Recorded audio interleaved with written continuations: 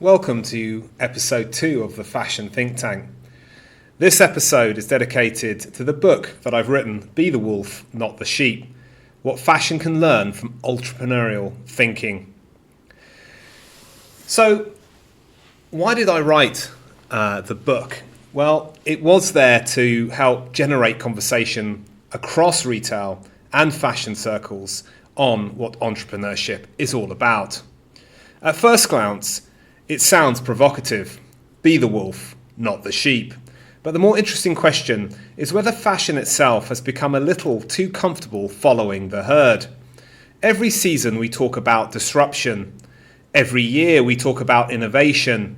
Yet many businesses continue to make remarkably similar decisions.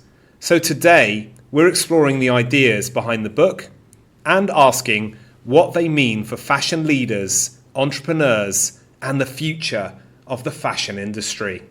So let's start with the title of the book. What does be the wolf, not the sheep actually mean? Because some people will hear that and assume we're advocating for aggressive leadership or individualism. The title is often misunderstood. The book isn't about becoming a lone wolf. In fact, one of the central messages is exactly the opposite. The lone wolf fails, the pack prevails. The wolf represents independent thought, courage, and the willingness to take a different path. The pack represents trust, teamwork, loyalty, and shared purpose. The real message is that you need both. Think independently, build collectively. Too many people do neither. The fashion industry talks constantly about innovations, yet many brands end up looking remarkably similar. Have we become a herd industry? I think there is definitely an element of that. Fashion often rewards conformity more than people realise.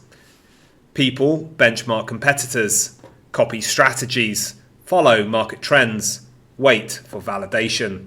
The irony is that the brands we admire most are usually the ones that broke away from convention. The challenge isn't identifying opportunities, it's having the courage to act on them before everyone else does. One of the interesting things about the book is it isn't just about startups, it's actually about mindset. If you think the industry spends too much time talking about tactics and not enough time talking about behaviour, then this is the book for you. I absolutely believe that. Most business failures aren't caused by a lack of information. They're caused by hesitation, poor decisions under pressure, an inability to adapt, a failure to build the right team. Behaviour becomes destiny, particularly in fashion where changes happen so quickly. The companies that survive aren't necessarily the smallest, they're often the most adaptable. That's why following the wolf way is so interesting. So one of the 5 principles that I talk about in the book, I talk about leadership, I talk about teamwork, I talk about transformation, resilience, and balance. And if you look at fashion today, which of those do you think is most lacking? For me, it's balance. Without question, the industry has normalized exhaustion. People wear burnout almost like a badge of honor. But sustainable success requires sustainable people. One of the ideas in the book is what I call the order of wolves. Health comes first. Family comes second. Everything else comes after that. And you should be uncompromising in that order. Because if those foundations collapse, eventually the business does too. So let's have a conversation regarding leadership. Fashion still has a tendency to celebrate heroic leaders, founders, creative directors, visionaries. Yet the book repeatedly talks about building a pack. So in that regard, are we overestimating individuals? Well, from my perspective, I would say almost certainly. Because businesses don't scale because of one person. They scale because leaders create environments where others can lead. The strongest organizations aren't dependent on a single decision maker. They're built around trust, clarity, ownership, The moment everything depends around one person, growth becomes fragile. A quote associated in the book is "Don't fear failure, make it your co-founder." But what does that actually mean in practice? Most entrepreneurs think failure is the opposite of success. It isn't. Failure is information. It's data. It's feedback. The businesses that survive aren't the ones that avoid mistakes. They're the ones that learn faster than everyone else. The moment you stop fearing failure, you start moving. And movement creates opportunity. Fashion is entering an era dominated by AI, economic uncertainty, and changing consumer behavior. So does the wolf mindset become more important or less important during periods of disruption?